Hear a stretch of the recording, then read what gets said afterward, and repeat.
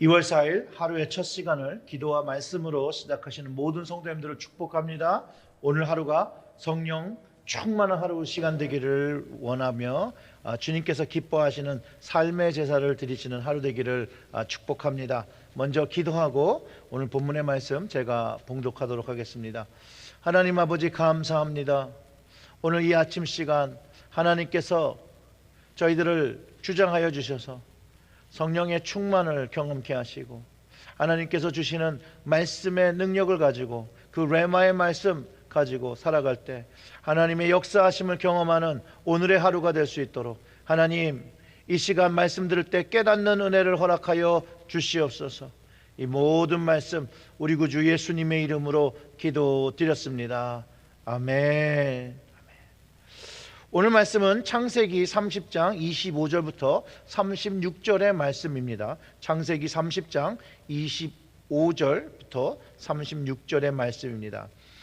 라헬이 요셉을 낳았을 때에 야곱이 라반에게 이르되 나를 보내어 내 고향 나의 땅으로 가게 하시되 내가 외삼촌에게서 일하고 얻은 처자를 내게 주시어 나로 가게 하소서.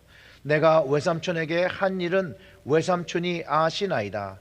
라반이 그에게 이르되 여호와께서 너로 말미암아 내게 복 주신 줄 내가 깨달았노니 내가 나를 사랑스럽게 여기거든 그대로 있으라. 또 이르시되 내 품삯을 정하라. 내가 그것을 주리라. 야곱이 그에게 이르시되 내가 어떻게 외삼촌을 섬겼는지 어떻게 외삼촌의 가축을 쳤는지 외삼촌이 아시나이다. 내가 오기 전에는 외삼촌의 소유가 적더니 번성하여 때를 이루었으니 내 발이 이르는 곳마다 여호와께서 외삼촌에게 복을 주셨나이다. 그러나 나는 언제나 내 집을 세우리이까? 라반이 이르되 내가 무엇으로 내게 주랴? 야곱이 이르되 외삼촌께서 내게 아무것도 주시지 않아도 나를 위하여 이 일을 행하시면 내가 다시 외삼촌의 양떼를 먹이고 지키리이다. 오늘 내가 외삼촌의 양떼에 두루 다니며 그 양 중에 아롱진 것과 점 있는 것과 검은 것을 가려내어 또 염소 중에 점 있는 것과 아롱진 것을 가려내리니 이 같은 것이 내 품삯이 되리이다. 후일에 외삼촌께서 오셔서 내 품삯을 조사하실 때에 나의 의가 내 대답이 되리이다.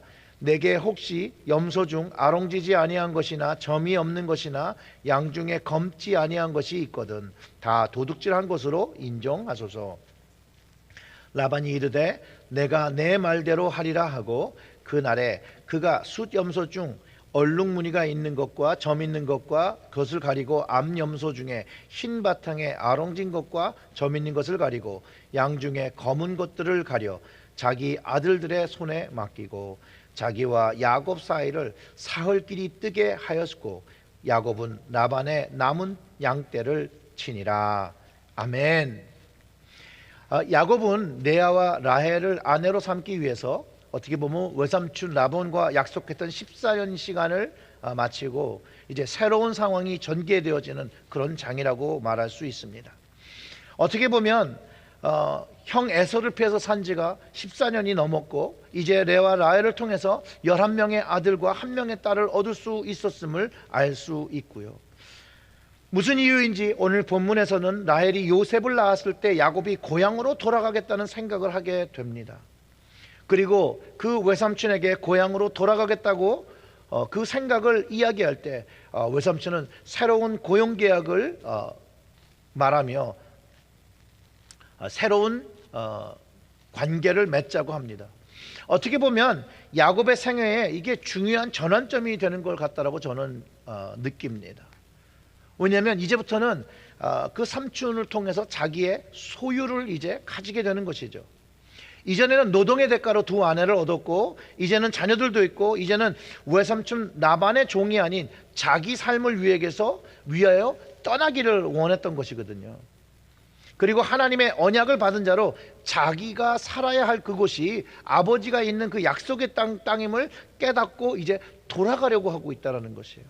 물론 새로운 계약으로 인하여 좀 더 머물게 되지만 그것은 잠시 동안 머무는 것이지 그는 이제 가나안으로 돌아가야 한다는 것을 그의 마음속에서 알고 이제 계획하기 시작하는 것이죠.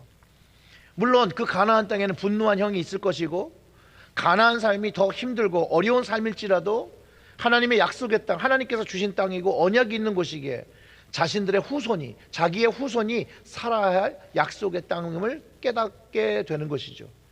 그리고 자신의 노동의 대가로 얻은 아내들과 자녀들이었기 때문에 라반에게 이렇게 요구한 것입니다. 내가 외삼촌에게서 일하고 얻은 처자를 내게 주시어 나로 가게 하소서. 내가 외삼촌에게 한 일을 외삼촌이 아시나이다 라고 얘기하면서 떠날 의지를 보이면서 라반에게 자기를 보내달라고, 이제 내가 당신에게 할 만큼 다 했으니 내가 이제 나의 길을 갈 수 있게 해달라고 요구하는 것이죠.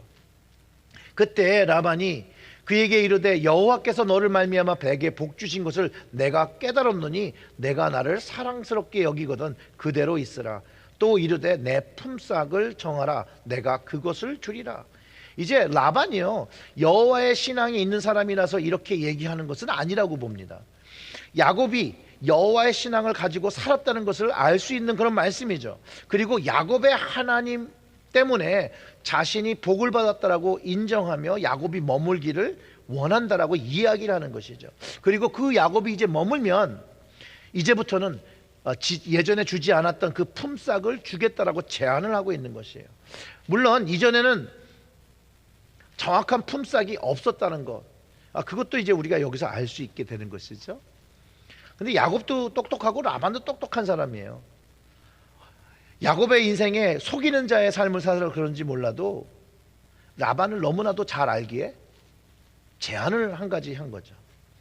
자신이 열심히 일하여 라반의 재산을 많이 풍성하게 했다는 것, 그리고 야곱은 이제 아내와 자녀 외에 자기의 소유를 가지고 자신의 집을 세우기가 라반의 집에서 이제 어렵다라는 걸 또 알았을 것이에요.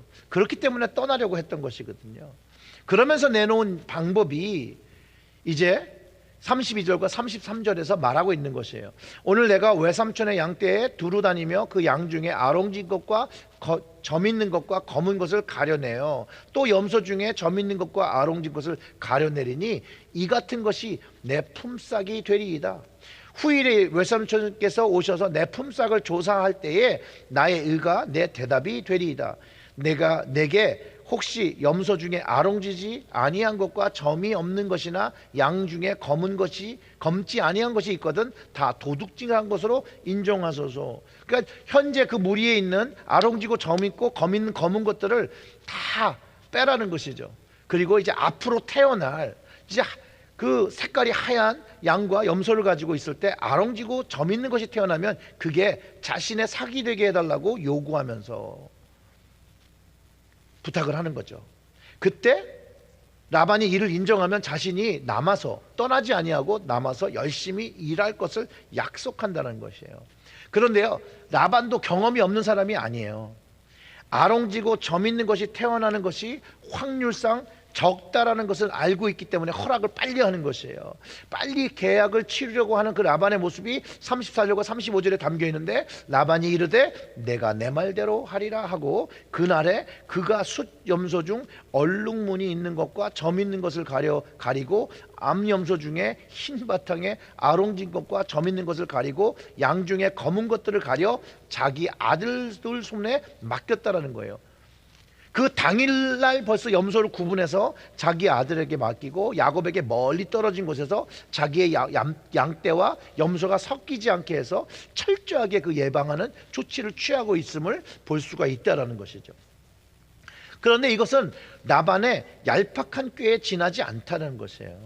그가 처음부터 부를 누리게 된 것은 야곱의 하나님께서 너로 인하여 복을 주신다라고 말했던 그것이 된 것인데, 그 의미를 전혀 깨닫지 못하는 그의 행동이라고 볼 수 있는 것이죠.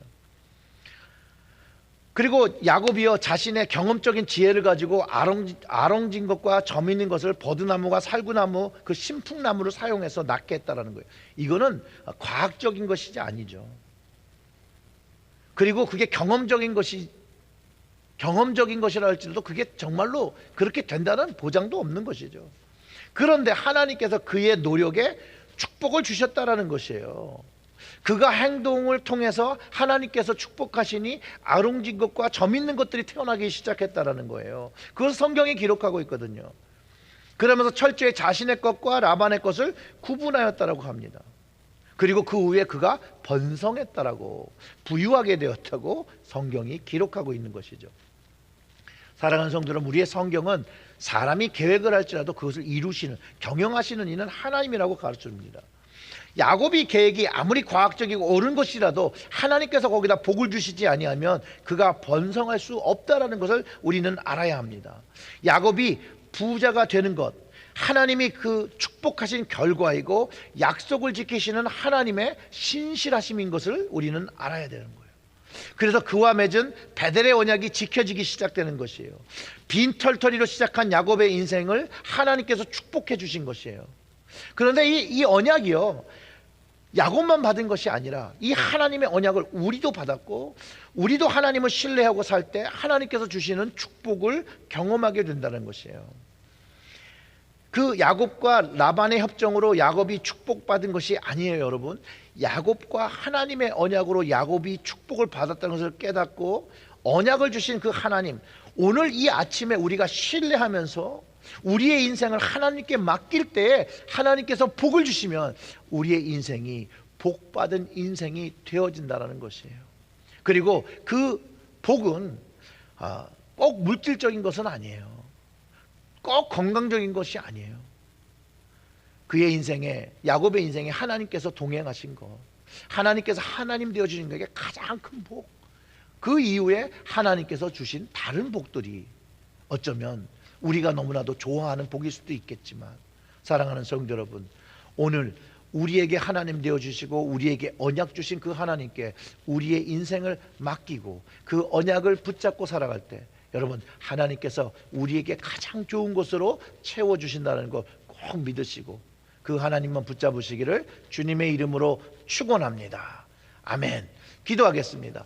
하나님 아버지, 예수 그리스도를 통해 우리에게 새 언약 주셨으니 그 언약을 붙잡고 신뢰하며 주님과 동행하고 하나님과 동행하는 저희들의 인생이 되어서 하나님께서 주시는 복을 누리며 살아가는 저희들이 되게 하여 주시옵소서. 세상에 지혜로 맺은, 사람들과의 맺은 언약을 지키며 살아가는 것이 아니라 오직 하나님께 받은 언약을 먼저 지키는 그 우선순위를 하나님께 두며 살아가는 오늘의 하루가 될게, 오늘도 우리에게 역사하시는 하나님을 경험케 하여 주시옵소서. 이 모든 말씀 우리 구주 예수님의 이름으로 기도드렸습니다. 아멘.